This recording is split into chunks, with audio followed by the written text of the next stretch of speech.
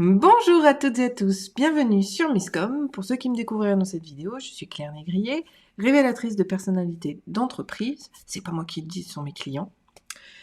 J'accompagne depuis plus de 12 ans TPE, PME, indépendants et même les plus grosses entreprises dans leur communication et leur marketing, de la stratégie à la création des outils, en passant bien évidemment par l'identité et l'univers de marque pour finir par la formation, car vous devez savoir communiquer professionnellement et c'est important pour moi de vous transmettre les compétences pour pouvoir le faire en autonomie. Sur ce, depuis bientôt 5 ans, donc depuis 5 ans, on se retrouve en vidéo quasiment quotidiennement avec un petit changement pendant les vacances scolaires, ce qui permet justement de changer un petit peu, de couper à la routine et d'avoir des choses un petit peu différentes. Aujourd'hui, je remercie Valérie qui m'a soufflé un petit peu l'idée de ce live. Donc on reprend stratégiquement comme d'habitude, c'est-à-dire que au tout début, quand j'ai changé pour mettre des case studies, des études de cas, j'en faisais un par jour de live pendant les vacances. Petit à petit, ça se concrétise et ça se transforme, ce qui est normal. Et finalement, je reprends un fil rouge tout au long de la semaine pour aller davantage en profondeur sur les sujets abordés. Donc surtout, n'hésitez pas à me poser toutes vos questions, ce qui me permettra d'y répondre pendant ce live ou de les mettre à l'ordre du jour sur les prochains jours de vidéos qu'on aura tout au long de la semaine. Aujourd'hui, on voit comment optimiser sa communication social media quand on est praticien bien-être. Oui, parce que les vidéos sur les coachs, on les a déjà vues, sur des professions particulières, on les a déjà vues, sur les thérapeutes, donc j'essaye de trouver également d'autres noms, d'autres présentations qui puissent peut-être répondre et parler à davantage de monde, même si ça va pouvoir s'appliquer, mais en général, quand on recherche par mots-clés, on essaie toujours vis-à-vis de son propre domaine, et on n'est pas forcément coach, on n'est pas forcément thérapeute, mais on reste quand même sur le travail de l'humain. D'ailleurs, ce sera peut-être comme ça qu'on intitulera les prochaines. N'hésitez pas, si vous me retrouvez, à me poser vos questions. On attaque tout de suite sur comment optimiser sa communication social media quand on est praticien bien-être. Premier point, très important à mon sens, c'est déjà de choisir convenablement et stratégiquement, bien évidemment, sa présence sociale. Je vous le rappelle, les réseaux sociaux, ça a un point de vue social. Le but des réseaux sociaux, c'est de connecter des êtres humains entre eux, et majoritairement, en tout cas étymologiquement parlant, c'était, via Facebook, la connexion des membres de la famille les uns avec les autres. Donc, premier point, c'est toujours penser social.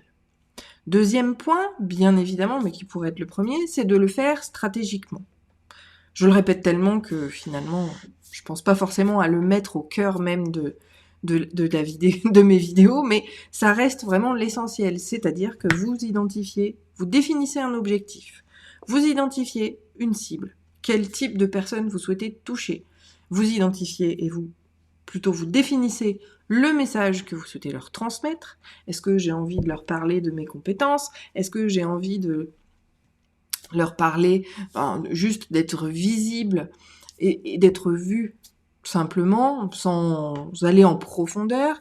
Est-ce que j'ai envie de placer des produits? Est-ce que j'ai envie de placer mes services? Ça, c'est vraiment spécifique. Donc, il faut bien évidemment déterminer ce fameux message pour ensuite et effectivement faire une sélection des supports de communication ou des canaux de communication que l'on va avoir et que l'on va utiliser pour pouvoir distribuer notre message auprès de la bonne audience au bon endroit. C'est le principe de la stratégie. Donc ça, c'est inéluctable, quelle que soit la recherche que vous avez, pensez toujours et démarrez toujours par cette notion de stratégie, parce que elle va vous orienter. Justement, voyons voir, d'ailleurs j'aurais pu changer un petit peu d'item, parce que optimiser sa communication social media, par rapport à Valérie, sa demande était la suivante. Les gens me voient, les gens me suivent, les gens m'écoutent, mais le retour que j'ai en message privé, c'est « mais qu'est-ce que tu fais ?» Comment finalement se présenter? Je pense que ce serait même davantage fait, mais on va se le garder pour demain. Ça va être comment se présenter auprès de son audience. Je le note, sinon je vais l'oublier. Hop, comment se présenter en tant que professionnel à son audience? On le verra demain, parce que forcément, ça va découler de ce premier point stratégique sur l'optimisation de votre communication sur les réseaux sociaux. Je reprends mon exemple. Prenons l'exemple de Valérie, encore une fois, la thérapie. Facebook est un réseau social qui est rentré dans le quotidien des gens. On se réveille, on va petit déjeuner, certains vont lire le journal, d'autres vont commencer à scroller. Pendant la pause repas, on va aller voir ce qui se passe sur Facebook, qui a fait quoi, qui a commenté quoi, est-ce qu'il y a eu des nouvelles questions, je vais aller voir mes groupes. Les usages se développent et le réflexe Facebook reste quand même quelque chose d'élémentaire.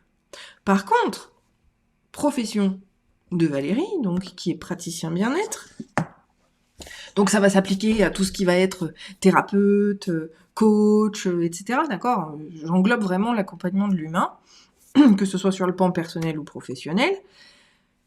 Votre communication, alors, on va être plus sur le perso, parce que le pro, c'est encore autre chose. Mais sur le perso, parce que c'est vraiment là où je vais vous amener, j'ai pas envie de voir que je suis en dépression. Quand je vais sur Facebook, j'ai envie de fun, j'ai envie de connecter, j'ai envie de rigoler. C'est pour ça d'ailleurs que la plupart des meilleures publications sont celles d'animaux, de chiens ou de chats, ou les vidéos humoristiques, parce que les gens sont là pour se détendre.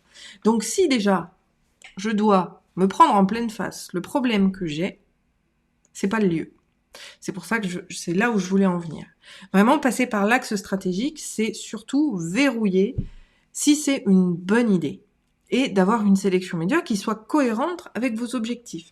Si la cible est effectivement là, mais qu'elle refuse de voir vos messages parce que Facebook, clairement, ce n'est pas un lieu où on va vouloir connecter, surtout sur les supports publics. Alors, qu'est-ce que j'entends par support public ? Ça va être les profils et les pages. D'accord ? La page, c'est public. Vous avez des notifications. Alors, elles sont un peu plus discrètes maintenant, mais elles sont toujours là. C'est-à-dire que quand moi, je commente la page de Valérie, mes contacts sont au courant que j'ai commenté la page de Valérie. Ils ont un petit... dans le feed ou sur le côté, ils ont un suivi de ce que font leurs communautés pour donner envie justement de rejoindre. Le problème, c'est que si moi je commente quelque chose sur le burn-out ou quelque chose sur le poids, mettons, parce que c'est tout ce qui va toucher à l'humain, forcément mes contacts vont finir par le voir parce qu'en plus de ça, on va leur suggérer, on va leur dire « Claire a aimé ceci, peut-être que ça peut vous intéresser ». Et donc en fait, par ce biais-là, parce que les gens, même si c'est complètement inconscient, l'ont intégré, si vous faites appel, si vous essayez de traiter des problématiques humaines de manière publique, c'est très compliqué. Parce que les gens ne veulent pas être associés à leurs problèmes. Donc déjà, le lieu n'est pas le bon. En termes de visibilité publique, j'insiste. Maintenant, comment optimiser sa communication social media ? Ça va peut-être justement d'avoir d'autres utilisations, notamment vis-à-vis de Facebook, et de rentrer dans des communautés et des cercles qui sont plus fermés. Je vous donne un exemple, tout simple, d'accord ? Les groupes Facebook.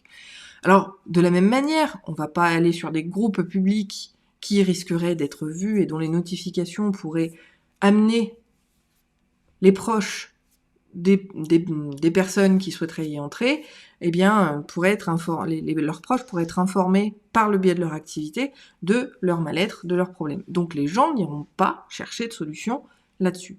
Par contre, les rencontrer dans des groupes qui sont plus fermés, qui soient spécifiques à cette thématique, alors attention à la concurrence, parce que souvent les groupes à thème sont créés et dirigés par des gens qui vont pouvoir répondre à ces besoins-là, donc n'allez pas rentrer dans des groupes où vous êtes clairement en concurrence avec eux, parce que là, de la même manière, ce sera pas efficace, vous risquez de vous faire sortir, puisque l'idée, c'est quand même que le créateur puisse trouver des clients au sein de sa communauté. Si vous êtes là, vous vous positionnez comme concurrent à venir aider, ça risque d'être compliqué. Mais encore une fois, vous pouvez très bien être 2 coachs sur le bien-être, intégrer le groupe donc d'un coach de bien-être, mais lui, il est là vis-à-vis du stress, et vous êtes là sur des traumas, donc que lui traitera pas. Là aussi, la notion de concurrence va avoir des curseurs très spécifiques, donc c'est à vous de juger et de jauger si effectivement vous rentrez en pleine concurrence avec le créateur, ce qui fait que soit il vous accepte pas, soit il vous dégagera à la première interaction où vous vous positionnerez. Donc l'idée, c'est d'aller là où vous n'êtes pas en concurrence, et puis au contraire, d'aller toujours amicalement vous présenter au créateur en disant voilà, moi je suis spécialiste de ça, est-ce que ça peut vous intéresser ? Là, on est déjà dans une notion de social media et de communication social média qui sera d'un autre niveau. Et puis cette notion également de groupe et donc de communauté intime et restreinte vous amène effectivement une visibilité un peu plus spécifique, parce que les gens, comme les groupes sont un petit peu à thème, on va l'appeler comme ça, vous aurez forcément une place qui sera plus spécifique et qui va être à la rencontre de gens qui sont OK pour entendre parler de la thématique puisqu'ils sont inscrits dans le groupe et qui sont membres du groupe. Donc là, on rentre sur un autre aspect, un autre point et un autre plan de cette histoire de social media. Optimiser sa communication social media aussi, c'est ne pas aller sur les réseaux qui sont vraiment ultra concurrentiels et qui sont trop, dans notre jargon marketing, ça s'appelle vache à lait. Facebook, c'est vraiment le premier réseau qui est sorti, duquel est né tout. Donc on a tendance à avoir le réflexe d'aller sur Facebook. Mais c'est pas forcément ce qui est le plus pertinent. Je reprends le principe de Valérie, qui, ça, pour le coup, elle l'a bien compris, puisque vous pouvez la retrouver sur YouTube, a décidé de créer des vidéos, des podcasts, qui vont parler de points spécifiques vis-à-vis de son expertise sur YouTube.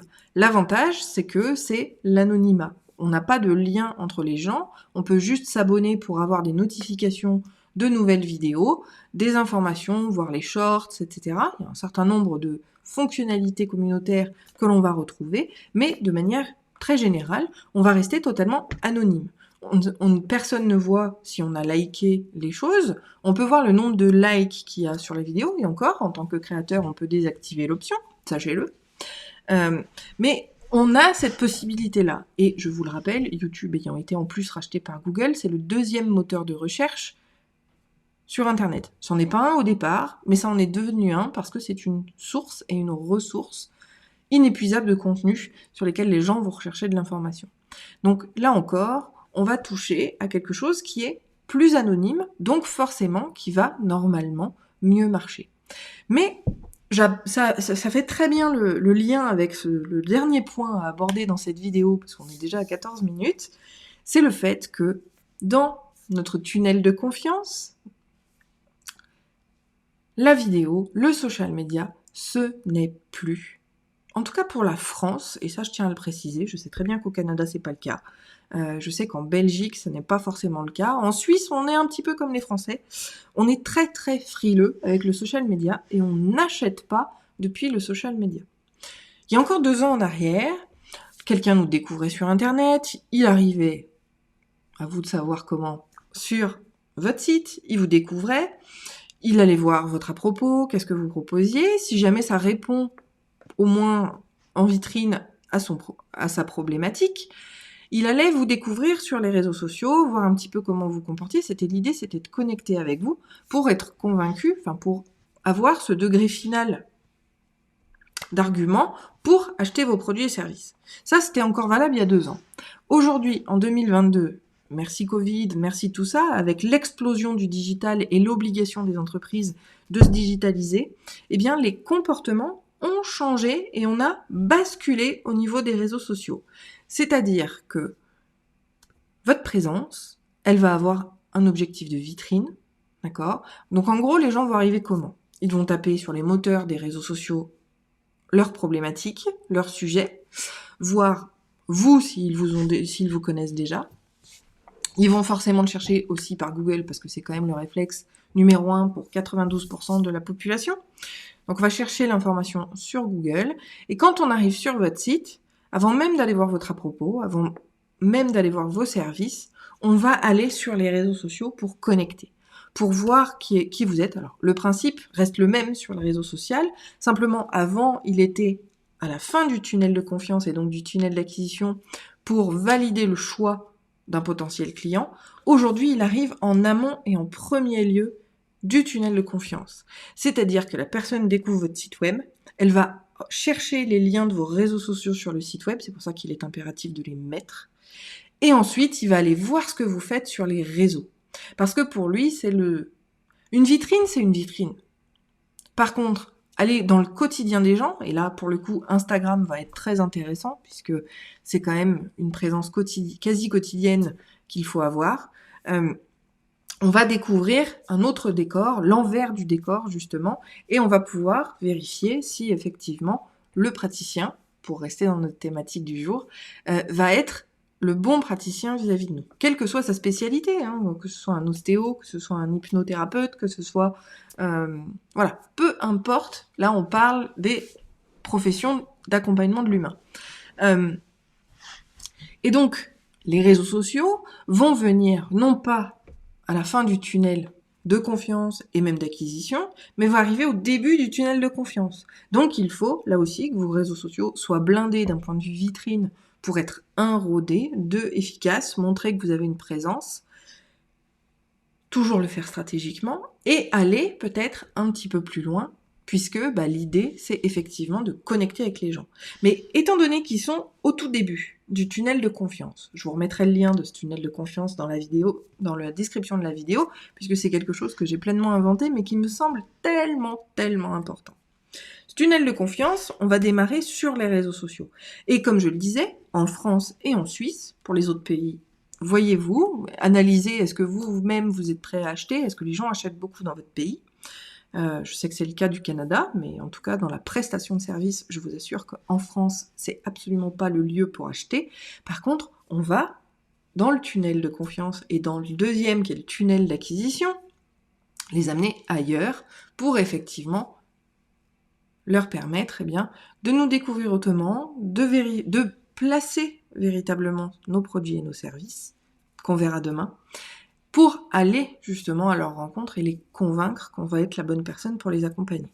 Restons sur notre thématique, on va pas parler de produits, même si ça peut être service as a product, c'est-à-dire un produit qui en fait est un service, mais vendu comme un produit. C'est notamment le cas pour le digital.